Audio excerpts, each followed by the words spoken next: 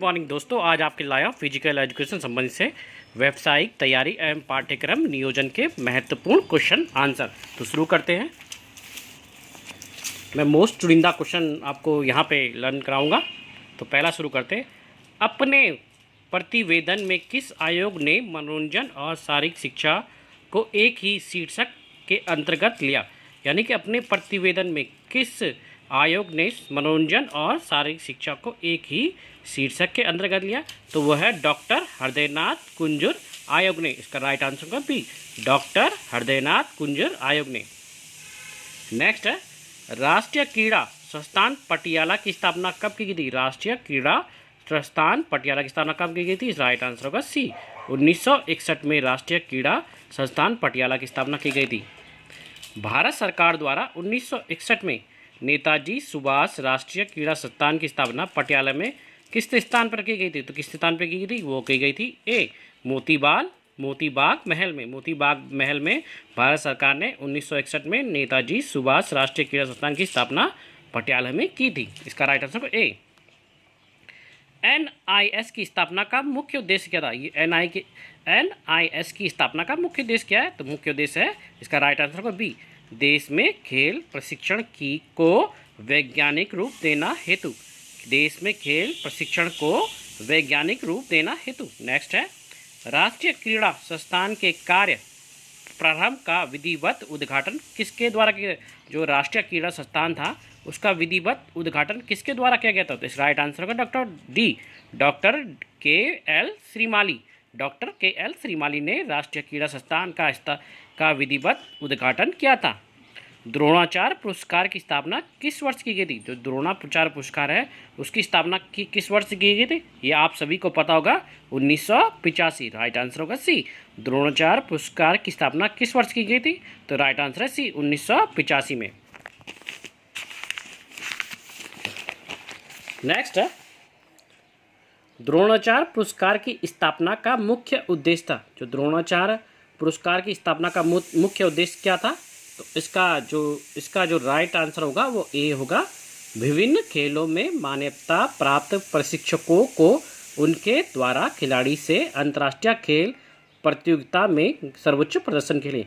यानी कि जो विभिन्न खेलों में मान्यता प्राप्त प्रशिक्षकों जो कोच होते हैं उनके द्वारा खिलाड़ी से अंतर्राष्ट्रीय खेल प्रतियोगिता में गए सर्वोच्च प्रदर्शन के लिए द्रोणाचार्य पुरस्कार गुरुओं को दिया जाता है। जो कोच होते हैं खिलाड़ियों के उनको उनके लिए दिया जाता है। भारतीय खेल प्राधिकरण की स्थापना किस वर्ष की थी? जो भारतीय खेल प्राधिकरण की स्थापना किस वर्ष की गई थी? तो भारतीय खेल प्राधिकरण की स्थापना की गई थी। इसका राइट आंसर होगा बी, 1982 में। 1982 में भारतीय खेल प्राधिकरण की स्थापना की गई थी। राष्ट्रीय शारीरिक उपयुक्तता योजना का मुख्य उद्देश्य क्या था? राष्ट्रीय शारीरिक उपयुक्तता का मुख्य उद्देश्य क्या था? इसका मुख्य उद्देश्य था ए, इसका राइट आंसर होगा ए, देश में स्वस्थ शारीरिक उपयुक्तता तथा खेल जागरूकता का विकास करना है। इसका राइट आंसर ए होगा। एक बार फिर कह रहा हूँ, राष्ट्रीय शारीरिक उपयुक्तता योजना का मुख्य उद्देश्य देश में स्वस्थ शारीरिक उपयुक्तता तथा खेल जागरूकता का विकास करना। नेक्स्ट है, राष्ट्रीय खेल प्रतिभा प्रतियोगिता योजना किस वर्ष शुरू की थी? राष्ट्रीय खेल प्रतिभा प्रतियोगिता योजना किस वर्ष शुरू की थी? 1985। राइट आंसर होगा डी, राष्ट्रीय खेल प्रतिभा प्रतियोगिता योजना का उद्देश्य क्या था? इसका राइट आंसर होगा सी, युवा प्रतिभाशाली खिलाड़ियों का पता लगाने और उनके पोषण की व्यवस्था करना। राइट आंसर सी। भारत में सेना खेल नियंत्रण बोर्ड की स्थापना किस वर्ष की थी? भारत में सेना खेल नियंत्रण बोर्ड की स्थापना किस वर्ष की गई थी? ये गई थी सी, 1919 में। 1919 में भारतीय सेना खेल नियंत्रण बोर्ड की स्थापना की गई थी। नेक्स्ट क्वेश्चन है,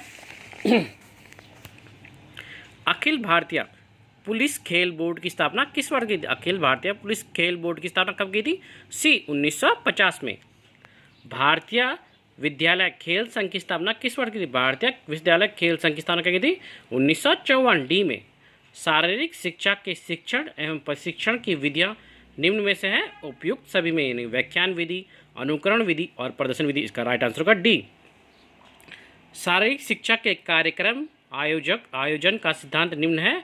तो लोकतांत्रिक विधि होना चाहिए, उद्देश्यों के अनुरूप होना चाहिए, विद्यार्थियों के रुचि के अनुरूप।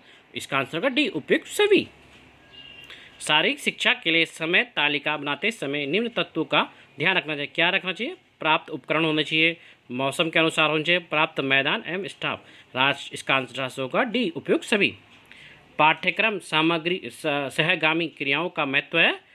पाठ्यक्रम में प्रगति, खाली समय का सदुपयोग होना, सामाजिक विकास। का राइट आंसर होगा डी, उपयुक्त सभी।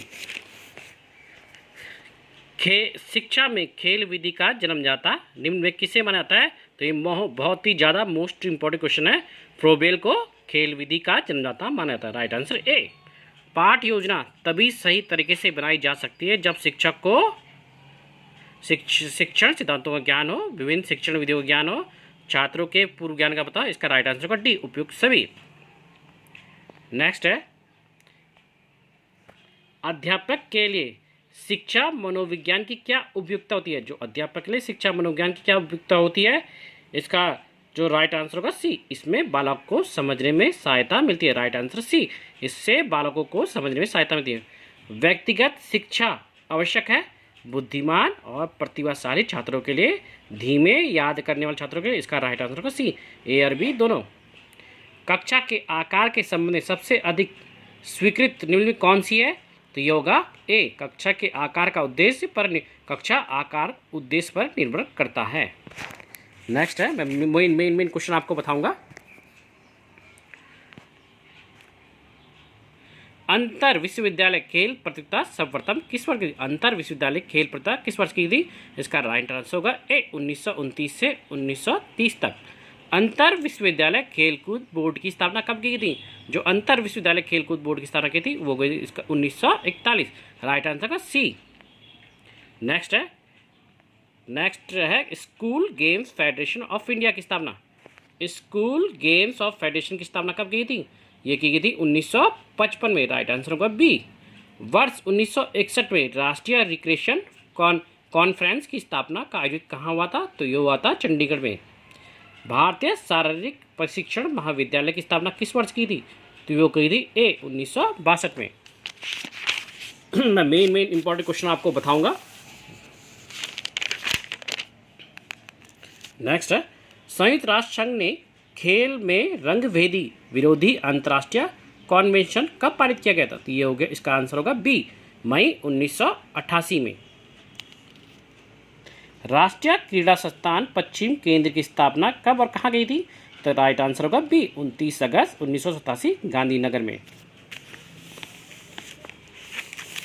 नेक्स्ट है, भारत में प्रथम खेल छात्रावास बेंगलुरु में किस वर्ष स्थापित किया गया था? जो भारत में प्रथम खेल छात्रावास था बेंगलुरु में था, वो किस वर्ष स्थापित किया गया था? वो किया गया था, इसका राइट आंसर होगा बी, 16 अप्रैल 1986 में। 16 अप्रैल 1986 में। मैं मेन क्वेश्चन आपको बताऊंगा। राष्ट्रीय महिला खेल प्रतियोगिता का आरंभ किस वर्ष किया गया था? जो राष्ट्रीय महिला खेल प्रतियोगिता का आरंभ कब किया था? 1975। राइट आंसर का डी। राष्ट्रीय महिला खेल प्रतियोगिता को वर्तमान में किस नाम से जाना जाता है? तो इसका आंसर होगा ए, राष्ट्रीय खेल महोत्सव। राष्ट्रीय महिला खेल महोत्सव। Right answer A. राष्ट्रीय महिला खेल महोत्सव का उद्देश्य क्या है?